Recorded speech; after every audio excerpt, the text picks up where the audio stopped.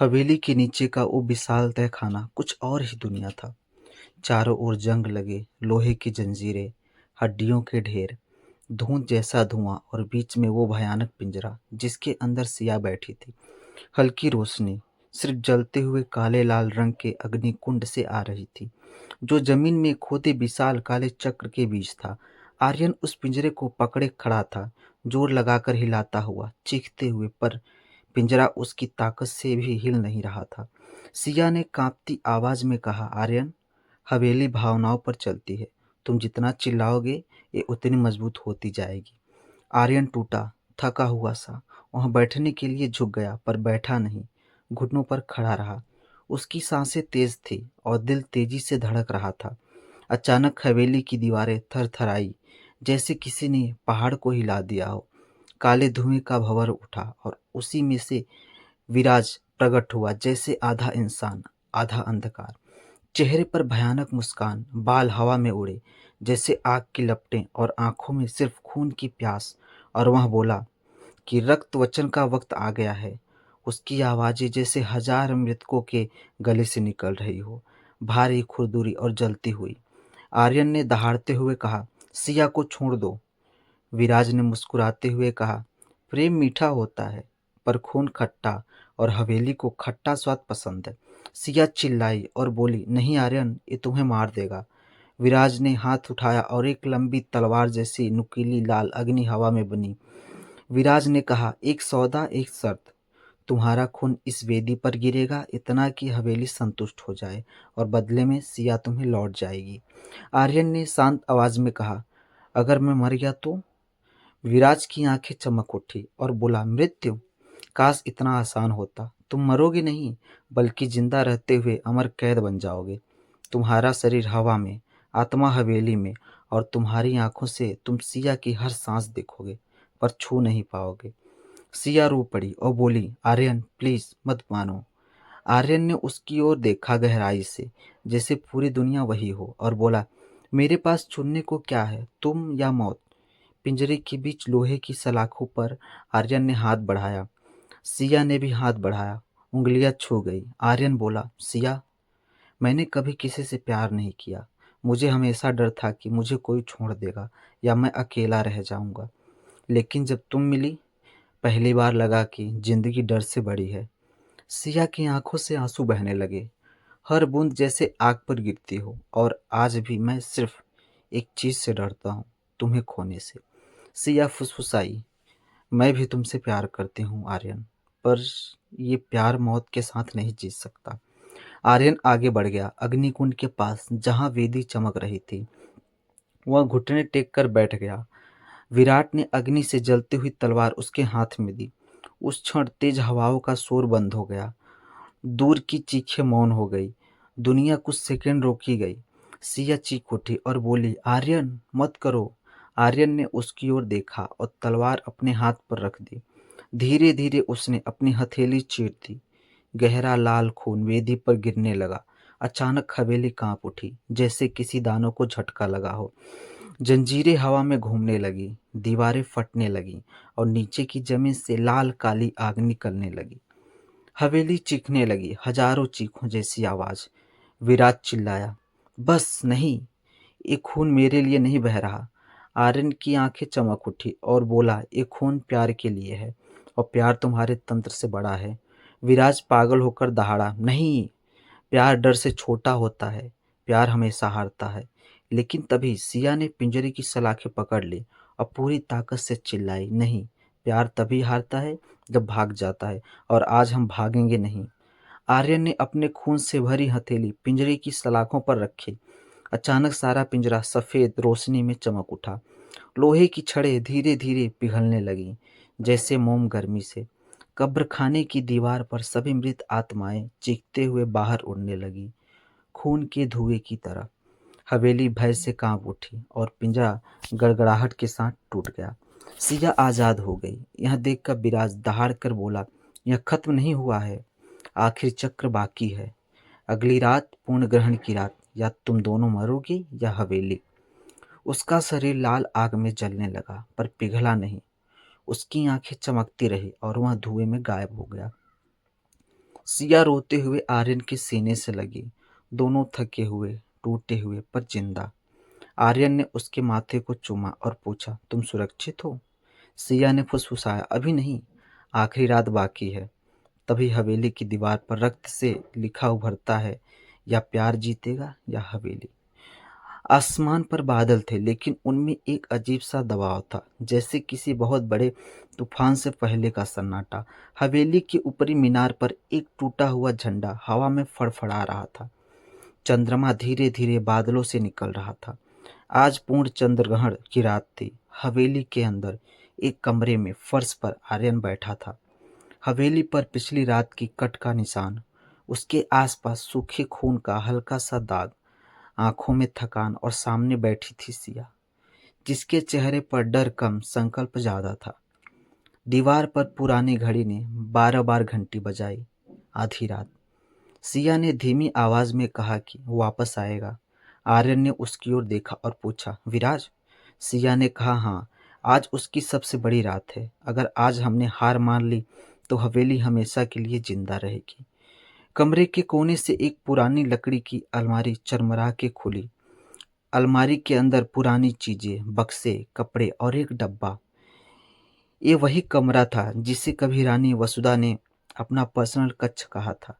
सिया ने एक पुरानी लकड़ी का बॉक्स निकाला, जिस पे चांदी की नक्काशी, ऊपर अजीब निशान थे।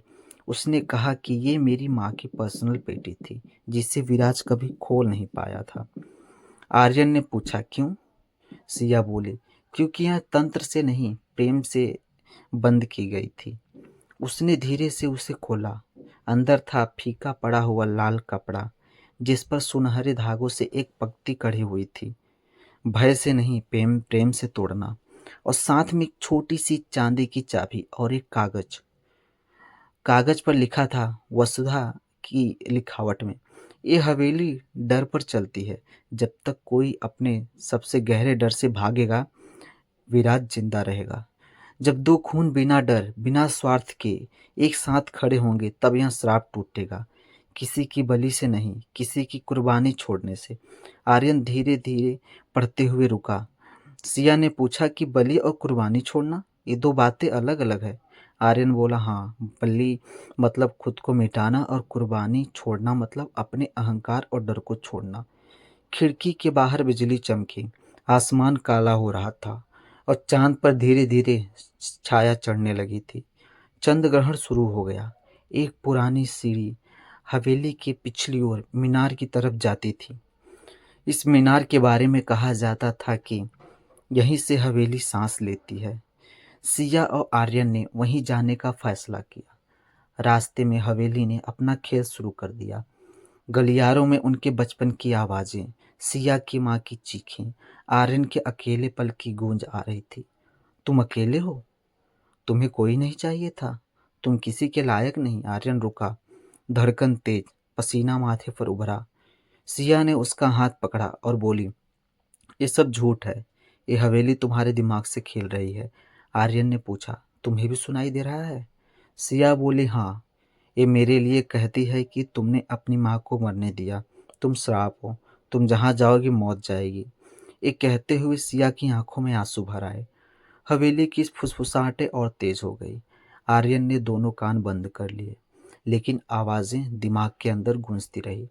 सिया ने चिल्लाकर कहा, बस। अचानक हवेली एक पल के लिए थम सी गई। उसने धीरे से कहा, डर को नाम से बुलाओ। फिर उससे मुंह मोड़ो नहीं। वह दीवार की ओर मुड़ी और बोली, हाँ, मैं डरती हूँ। मैं डरती हूँ कि मेरी वजह से लोग मर जाते हैं। मैंने माँ को खोया, मैंने खुद को खोया, मैंने बचपन खोया, लेकिन आज मैं भागूंगी नहीं। आर्यन उसकी ओर देखकर बोला कि मैं भी डरता हूँ कि मैं अकेले रह जाऊंगा, कि जिससे प्यार करूंगा वो खो दूंगा, लेकिन आज मैं तुम्हें खोने के डर से तुम्हें जाने नहीं दूंगा। दीवारों की दरारों से निकली फुसफुसाहटें धीरे धीरे कम होने लगी। हवेली की सांसों की आवाज सी बदल गई, जैसे किसी ने उसका गला पकड़ लिया हो। वे मीनार पर पहुंचे। गोलाकार हाल, बीच में काले पत्थर की गोल वेदी, चारों तरफ कैंडल्स, जिनकी लौ काले रंग की थी, और बीच में खड़ा था विराज। और इस बार आधा नहीं, पूरी इंसानी आकृति में। चेहरे पर घाव, छाती पर तांत्रिक चिन्ह और आंखों में तमाम सालों की भूख आग। और वो बोला, तो आ ही गए प्यार देखने या मौत चुनने। आर्यन आगे बढ़ा और बोला, हम कोई सौदा नहीं करेंगे। विराज हंसा और बोला कि ये हवेली सौदे पर नहीं डर पर चलती है, और तुम दोनों अब भी डरते हो एक दूसरे को खोने से। एक कहते हुए उसने हाथ हिलाया और मीनार की हवा भारी हो गई। अचानक आर्यन और शिवा एक दूसरे से दूर फेंके दिए गए, मीनार की दो छोरों पर। विराज ने कहा कि आज निर्णायक होगा, ये हवेली तुम्हें खाएगी या तुम हवेली को। हवेली तंत्र नहीं चलाती थी, वो मानसिक भ्रम चलाती थी। अचानक आर्यन के सामने एक दृश्य आया, एक छोटा लड़का और अंधेरे कमरे में बंद। दरवाजे के बाहर लोगों की हंसी, अंदर उसकी चीख आई, बाहर निकालो, मुझे डर लगता है। फिर वही बच्चा युवा बन गया था, आर्यन जैसा दिखता हुआ, लेकिन उसकी आंखों में सिर्फ खालीपन। वो आर्यन के सामने खड़ा हुआ और बोला, तुम हमेशा अकेले रहे हो, तुम्हारी जिंदगी में कोई नहीं टिकेगा। दूसरी तरफ सिया के सामने उसकी माँ की जली हुई आकृति उभरी, आग में खड़ी, आंखों में लाल चमक, और उस आकृति से आवाज आई, तू मेरा खून है, जिधर जाएगी मौत ले जाएगी। तू किसी से प्यार करेगी, वो पहले वहीं मरेगा। सिया कांप गई, उसकी सांसें अटक गई। अंधकार के बीच सिया ने हल्की सी आवाज सुनी, सिया, मेरी बात सुनो। यह आर्यन की आवाज थी, कमजोर, दूर से आती हुई, लेकिन सच में। वह चिल्लाई कि आर्यन, तुम कहाँ हो? दूसरी तरफ भ्रम के अंदर फंसे आर्यन ने भी सिया की आवाज सुनी, आर्यन, डर से बड़ा क्या है? ये सिया की आवाज नहीं, जैसे उसने अपने दिल की आवाज हो।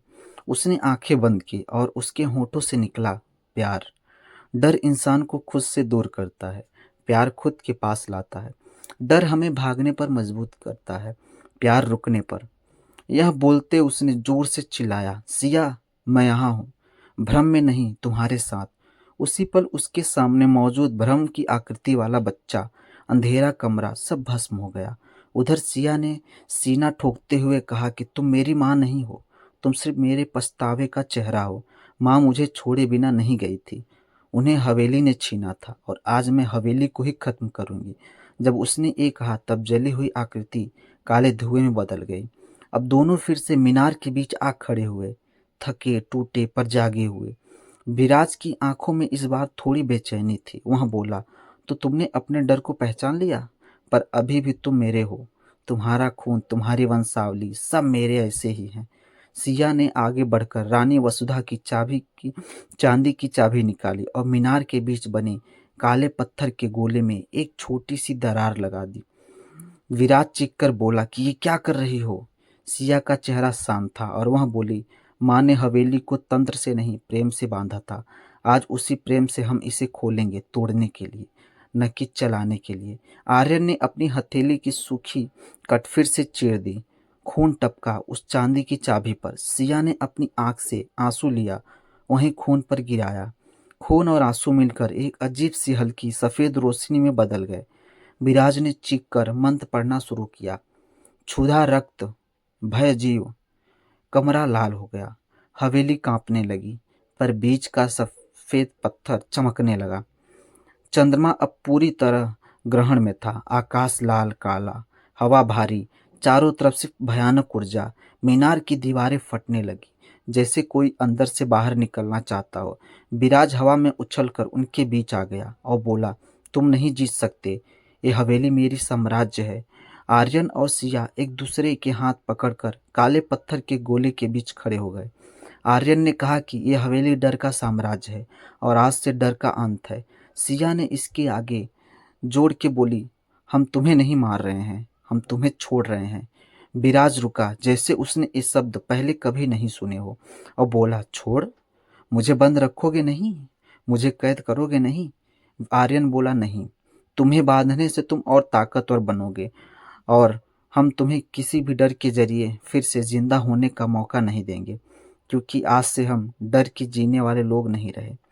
सिया चिल्लाकर बोली, आजाद हो जा विराज, और गायब हो जा, ताकि इस हवेली से किसी और के आंसू न टपके। पत्थर की सफेद रोशनी अचानक आसमान फाड़कर ऊपर की ओर उठी। पूरी मीनार उस रोशनी में नहाने लगी। विराज चीखता रहा और उसका शरीर राख बनकर हवा में फैलता गया। आंखें बुझती गई। आखिरी क्षण में उसकी आवाज बदल गई, जैसे कहीं भीतर एक असली इंसान की रुलाई हो, और उसने बोला कि काश किसी ने मुझे भी कभी डर से नहीं, प्यार से देखा होता। और ये कहते हुए वो गायब हो गया। जैसे ही विराज गायब हुआ, हवेली की दीवारों से काली परछाइयां निकलने लगी। कोई बूढ़ा अपने घुटने पकड़कर रोता हुआ, कोई बच्चा हंसते हुए हवा में उड़ता, कोई औरत अपने टूटे गले के साथ गाना गाते हुए। कुछ परछाइयां सिर्फ धुएं की तरह सभी ऊपर की ओर उठे और रात के आसमान में तारों के बीच समा गए। मीनार की छत का एक हिस्सा गिरा। चारों तरफ पत्थर टूटने लगे। यह देख आर्यन चिल्लाया कि हमें यहाँ से निकलना होगा। दोनों भागते हुए सीढ़ियों से नीचे दौड़े। हवेली का हर कमरा अब गिर रहा था। झूमर नीचे गिरते, दीवारों की पपड़ी उखड़ती, खिड़कियां चटकती, फर्श में दरारें। पर इस बार कोई चीख नहीं थी, सिर्फ पुरानी कैद का आखिरी टूटना था। आखिरकार वे बाहर के बड़े दरवाजे तक पहुंचे। आर्यन ने पीछे मुड़कर देखा कि हवेली का ऊपरी हिस्सा टूटकर धूल बन रहा था। मीरार आधी हो चुकी थी। खिड़कियों के पीछे कभी थे जो चेहरे, अब सिर्फ खाली अंधेरा था। सिया ने उसका हाथ पकड़ा और बोली, चलो, अब ये हमारा अतीत नहीं रहा। दोनों हवेली से बाहर निकल गए। उस क्षण चंद्र ग्रहण खत्म हो गया। चांद धीरे धीरे छाया से बाहर आ गया। ठंडी हवा चली, पहली बार बिना डर की। कुछ महीने बाद प्रथमगढ़ गांव के पास वाली पहाड़ी पर एक छोटा सा घर बन चुका था। सफेद दीवारें, नीले खिड़की के फ्रेम, छत पर लगे कुमकुम के गमले, और बाहर लगा था एक छोटा बोर्ड, उस जिस पे लिखा था, आजाद मन, उपचार वापसी। यह जगह उन लोगों के लिए थी जो डर, ट्रॉमा, गिल्ट, अतीत के बोझ से जूझ रहे थे। कुछ लोग शहरों से आते, कुछ गांव से, कुछ टूटे, कुछ खामोश। सिया उन्हें सुनती, आर्यन उन्हें लिखने को कहता, अपना डर, अपना दर्द। कभी कभी रातों को आसमान की तरह देखते हुए दोनों चुपचाप बैठते। आर्यन ने एक रात पूछा कि क्या लगता है, विराज पूरी तरह चला गया? सिया मुस्कुराई और बोली, शायद नहीं, पर अब वो किसी हवेली में नहीं, किसी दिल में नहीं रहता, बस उन कहानियों में रहता है जो हम सुनाते हैं लोगों को, डर से लड़ना सिखाने के लिए। आर्यन ने उसका हाथ थामा और पूछा कि और हमारा प्यार? सिया ने उसकी आंखों में देखते हुए कहा, अब वो हवेली का हिस्सा नहीं, अब वो हमारी जिंदगी का घर है। हवेली के मलबे पर घास उगाई है। कहीं दूर दीवार के टूटे हिस्से पर धीरे से एक चिड़िया बैठती है और उड़ जाती है, और आसमान पर चांद पूरा साफ, बिना किसी ग्रहण के। दोस्तों, डर तब तक रहता है जब तक हम भागते हैं। जब हम रुककर सामना करते हैं तो डर की हवेली गिर जाती है और प्यार घर बना लेता है।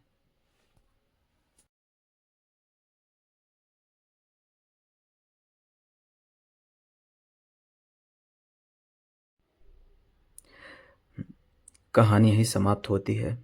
यदि आपको यह कहानी पसंद आई हो तो कृपया वीडियो को लाइक करें, चैनल को सब्सक्राइब करें, और इस वीडियो को अपने प्रियजनों के साथ शेयर करना ना भूलें, और बेल आइकन को दबाना ना भूलें, ताकि हमारी अगली कहानी आप तक जल्दी पहुंचे। ऐसी ही और कहानियां सुनने के लिए चैनल से जुड़े रहिए। धन्यवाद।